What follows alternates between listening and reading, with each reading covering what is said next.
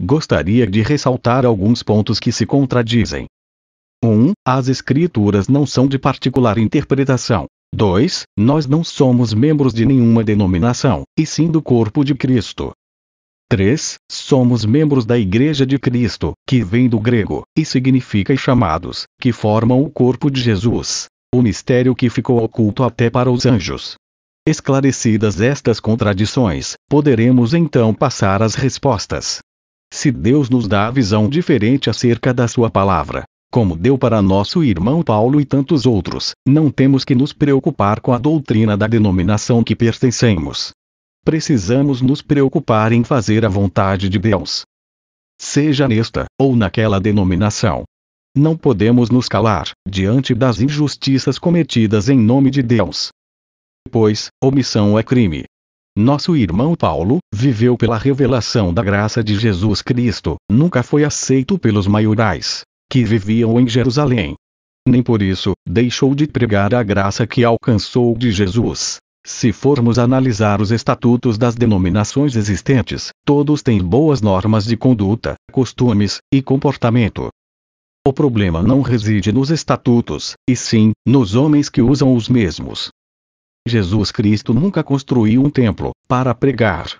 Cumpriu sua missão, pregando nos montes, nas casas, nas ruas, e algumas vezes, no templo. Mas, perceba, que o mesmo sempre foi lugar de discórdia. Pois, como Jesus disse, transformaram o que seria a casa de Deus, em covil de salteadores. Jesus, depois que ressuscitou, e após ser visto por muitos, foi elevado ao céu. Ele disse que era a porta que conduzia ao céu. E que também era o caminho.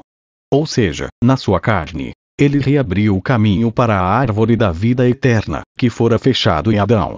Quando foi elevado ao céu, abriu um caminho espiritual ligando o ser humano a Deus.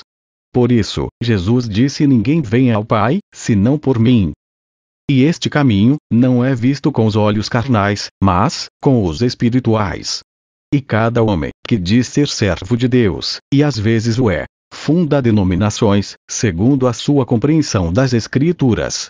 Cada um vê este caminho de forma diferente, e procura colocar o caminho, de acordo com as suas convicções.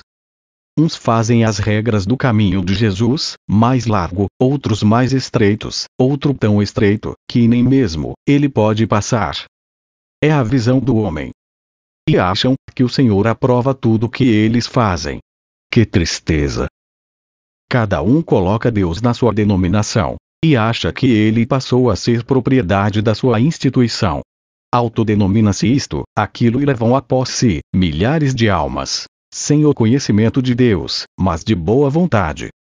Sem ser passional, e Deus sabe que falo a verdade, sem desrespeito às denominações, todas, sem exceção, seja ela antiga ou nova, deveriam possuir em seus estatutos, artigo constando um conselho de correção, constituído pelos pastores, ou qualquer outro título para o cargo, conforme a denominação, bem como, fiéis com conhecimento bíblico e íntegros, para fiscalizar e desfazer atos absurdos, praticados pelos seus chamados líderes, bem como de seus membros. E, ao mesmo tempo, verificar se realmente o que seus líderes pregam, também praticam. Se os milagres, anunciados pelos mesmos são verdadeiros. Se o dinheiro arrecadado, é realmente aplicado em favor do povo, que eles dizem ser povo de Deus. Ou, caso contrário, será desmascarado. Pois se cumprirá o dito popular que diz: faz o que eu mando, mas não o que eu faço. Se os milagres são verdadeiros, glória a Deus. Se não, processo em cima deles.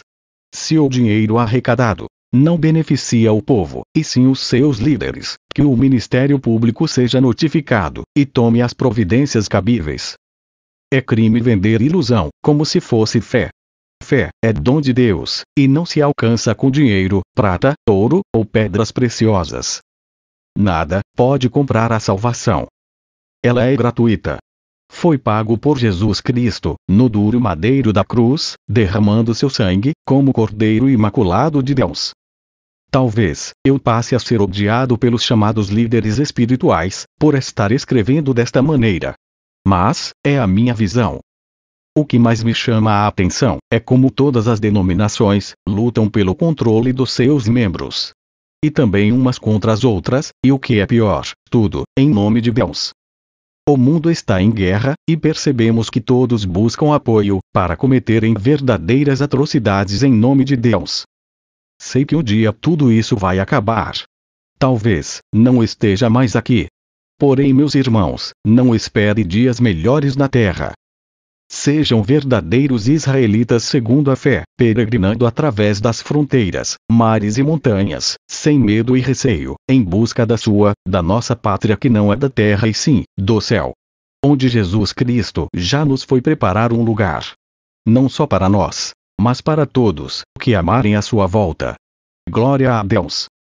Quanto ao que os irmãos devem fazer, em relação a continuar, ou deixar de serem membros da denominação que frequenta, é decisão pessoal, de fórum íntimo. Quanto a mim, continuarei pregando, enquanto nosso Deus permitir. O que importa é que no abrir da minha boca, possa jorrar palavras inspiradas pelo Espírito Santo, para transformar o pecador, libertar os que estão em prisões espirituais, curar os enfermos, suprir os necessitados e levar por onde passar por misericórdia do nosso Deus, os sinais de Cristo, para a salvação e confirmação da fé em Deus. Não sei se pude ajudá-los, mas escrevi o que sinto em parte, dentro da minha alma. Deus lhe abençoe. Amém.